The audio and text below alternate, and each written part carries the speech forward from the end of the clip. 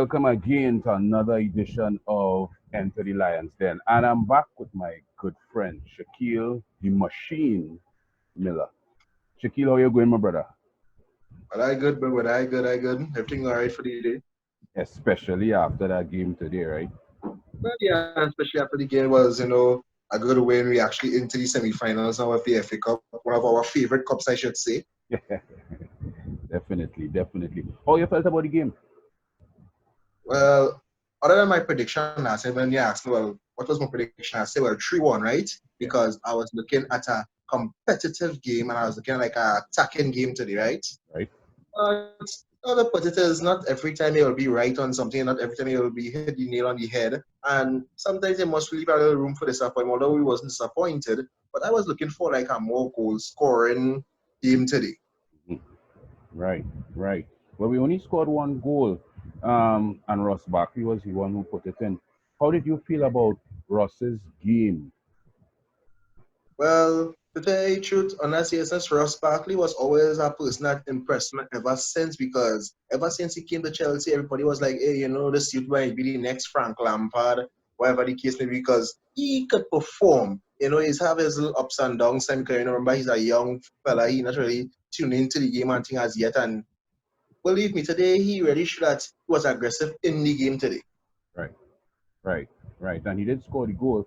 But I mean, we also saw some reasons for concern because, he seemed to be unable to really maintain that momentum. He had some issues with being able to connect the passes with the players, especially when Ruben Loftus-Cheek came on. I mean, he's a player who is trying to get back into sync with the team, and Ross seemed to be unable to really maintain that. Do you think that even though he may have scored the goal, do you think that may have some impact on the manager's decisions going forward? Well, yes, well, how I look at it, you must never just look at, yes, he scored a winning goal to make our team reach the semi-finals, and yes, he made us advance. But you also have to look at the coordination, the chemistry. You have to look at the positives on the field.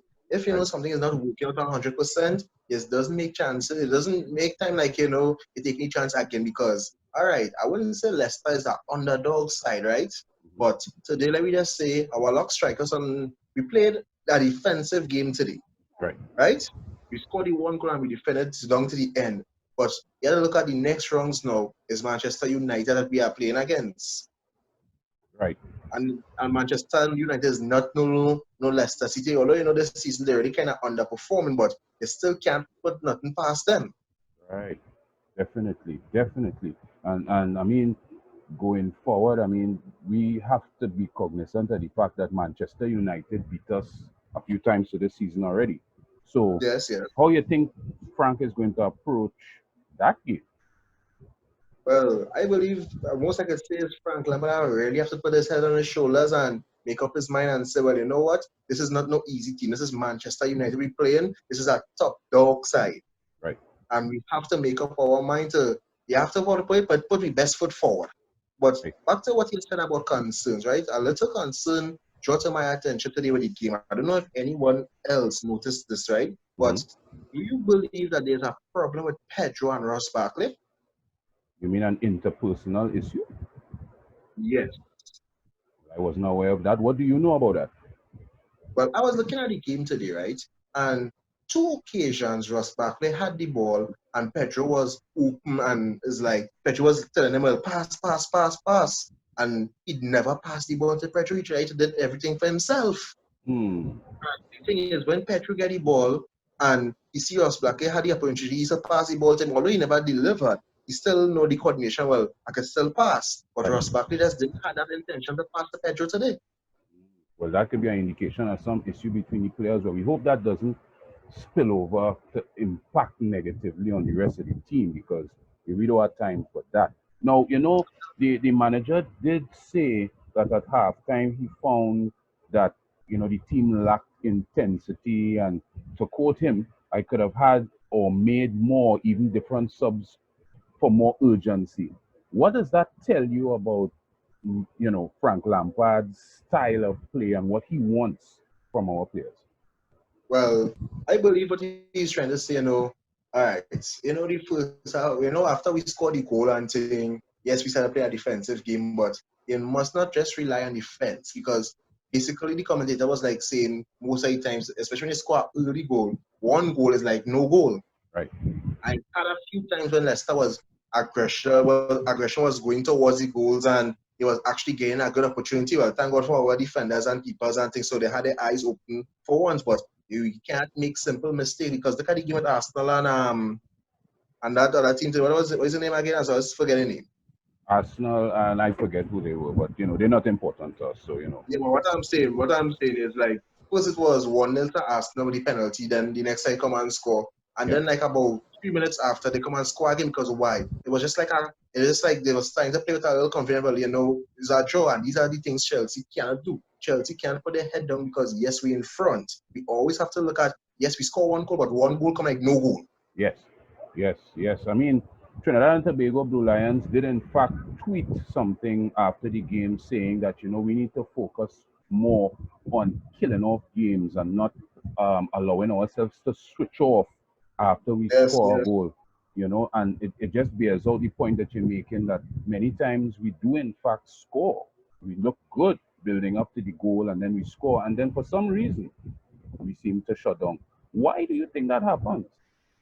Well, I believe my thing is like I believe like sometimes yes we have good midfield and thing, but we depend on a certain part of the field to do the most of the work. That's how I look at it because yes all right, boom, we score one goal, you have to defend it, but sometimes like the defenses feel like they're strikers, just go forward and feel like everybody wants to score now. Right, And I feel sometimes like there's be like, you know what, you see me, I can take a rest today, let the midfield do something. right, That's just my opinion about it. I don't know if I could be wrong. I don't know if somebody could quote me better, but I feel like sometimes we just get too relaxed. right. Okay. Well, no, I'll hear this. No, that's a very good opinion, a very strong opinion. Um, I know that there have been some concerns about Frank Lampard's association with some of the youth. Say, for example, Mason Mount. I know that some fans are uncomfortable with the fact that Mason seems to be kind of taking the piss out of it sometimes by being the person who might mess up and still getting the starts or still getting to play. I mean, some fans even call him Frank Lampard's son. Yeah. And I mean, today, even Frank made the point that, he had played 2 games during the week and so on. Some people might say, but why are you starting? What do you think about that relationship between Frank and Mason? Well, Frank, the they should miss Mount, as a youth, and thing as he was in the academy and whatever, they looked at him as a progressive youth, right? And it's like, sometimes you just have to give the underdog a chance for them to prove themselves. And it's like Frank Lampard know he have potential, so he giving him the chances. But after a while, you will get fed up of giving people chances, and it will be like, you know what, it don't make sense again. But Right. I feel like Frank Lampard see the potential in this fella. I want to give him the chances and thing. But Frank Lampard has to understand he's not the only player on the field. I have other players that's very hungry and that are youths want to play. Yes. So I believe to tell you the truth, yes, it does look a little biased at times because sometimes I'm raising my eyebrows and asking questions, why you have to pick him over everybody else? That's so much other players. But Hmm. Frank Lampard think he knows best, so I just can't argue with the point right now. Okay. And I agree with that because, I mean, even though we do have Ruben who could play at that central attack, he's more of a box to box. You have Billy, who could probably play a more advanced role. He's very Yeah, aggressive, good on the ball, and so on. We saw today and in the last game that even though Ruben came on, he looked a little out of it. It's obvious yes, that he's yes, still getting yes. into it. Was underwhelming. His performance was underwhelming. And I mean, you could put it down to his being out of the game for so long. But I mean, it was interesting to look at Billy. Billy today seemed also a little out of sorts, Well, especially for a that start. that must be explained why he get the early sub, yes, because I was a little shocked. I was like, wow, so early you get sub, but then like his mind wasn't in the game today. Right. So I Yeah. would say yeah, And as soon as Frank made those changes, which were Reese, Billy, and who else did he pull off? I forget the third person he pulled off. There was that instant change Yeah, it was a In good change. immediately you saw when he brought in Kova and he brought in your favorite player Aspilicueta. You saw that settling of the midfield, and all of a sudden there was a change in terms of the intensity and getting the ball into the in fact we started destabilizing the Foxes, and they couldn't get their passes going, and then we started Yeah. putting pressure on them, pushing them further back, and then the Well, goal came. this is like the point I was trying to make last night. Like, Aspalicueta is a good commander on the field. So like when he came into the game, he was we let him know, well, here what going on. When Ole was here, Ole could do Ole part. Now it's my turn. Let me control this game and let me do like what we normally do. Because Right, as you say, when he was not there, they was playing a little sloppy. Had times I was nail biting. I was like, wait, boy, let's take a score on we boy and whatever. But when he come down, he hold long what he had to do and he showed them, well, all right, that was Ole time. Now it's my time. right, right. So I mean, we do have our next game being West Ham, and that's going to be Wednesday coming. So how do you think that Hmm. game is going to turn out? Well, this game against West Ham, to tell you the truth, after this, well, since the lockdown has started until we are on a good statistically roll right now. Our week has been good. We haven't been like no pressure. I think despite today's game, we was lapsing a little bit and thing. But I believe like we will go into this game with more venom, like willing to win because we want to reach third place and a fight for the Champions League next season. Right. Okay. So I Okay. believe the players and them have to lift up their head and make up their mind. Well, here what? Fun time's over. Let me take this game a little serious because we are actually 1 point away from third place. Right. Right. Right. Very good. Very good. That's true.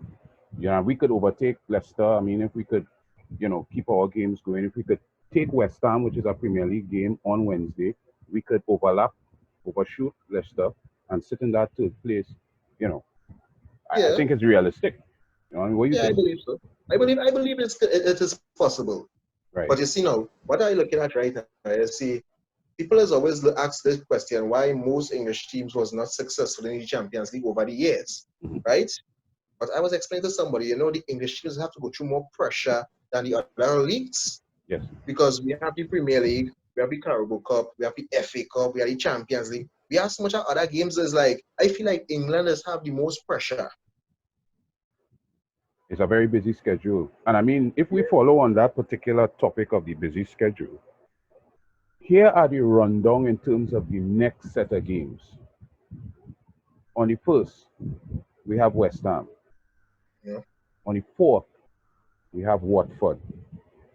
On the 7th, we have Crystal Palace. On the 11th, we have Sheffield United.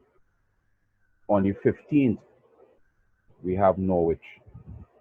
We are going to be really busy over the next few days, weeks, with Christian Pulisic having gotten a little calf injury, we're being told.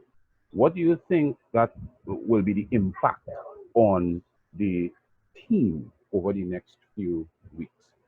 well, after the first two games he played and he really performed and showed that well, yes, he is capable of certain things. He need more times on the field and things. Let me just hope and pray that his calf injury really recovers and he will be able to play because I feel him coming off and somebody else coming on will be a kind of minus because it's like he played the first two Premier League games and he was on point. Right. He had good chemistry, everything with the rest of the players and them. I don't feel that chemistry should break at the moment. Let Hmm. me keep something good running so we will have a better chance. That's just how I look at it. But if it's an injury that you have to come out, well, you have to come out. What do you think? Do you think that Callum might be a shoe in maybe for starting the next game, or something? Callum Hudson Adoy? Well, Callum, yes, Callum could start, but yet still, I might quicker put Polosek in front of Callum and any day, any day. Well, I Because mean, Hudson Odoi, mhm, he's good, yes, but it took him a long while for him to actually reach on the scoring board with Chelsea. It took him right, a few games very well. right.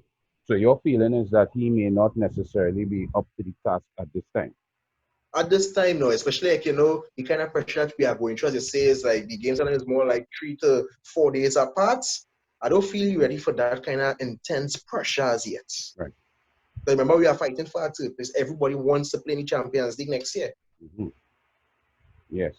Yeah, so we have to maintain that pressure on that. I mean, the distance between third and second is, a little far, but we definitely want to keep that pressure going for that third and fourth spot, even if we interchange a little bit with the Foxes over the next few games. We want to stay there and not allow any teams playing catch up to come and destabilize our position in the top four.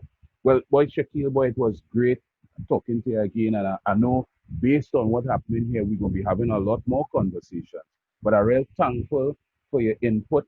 And, always is a great, great, great, great experience to have these conversations with you, my boy. Yeah, no problem, man. All right, so we'll talk again. Guys, we want to say thanks to you guys as well for joining in. Please like and subscribe us and leave your comments below if you want. Thanks a lot.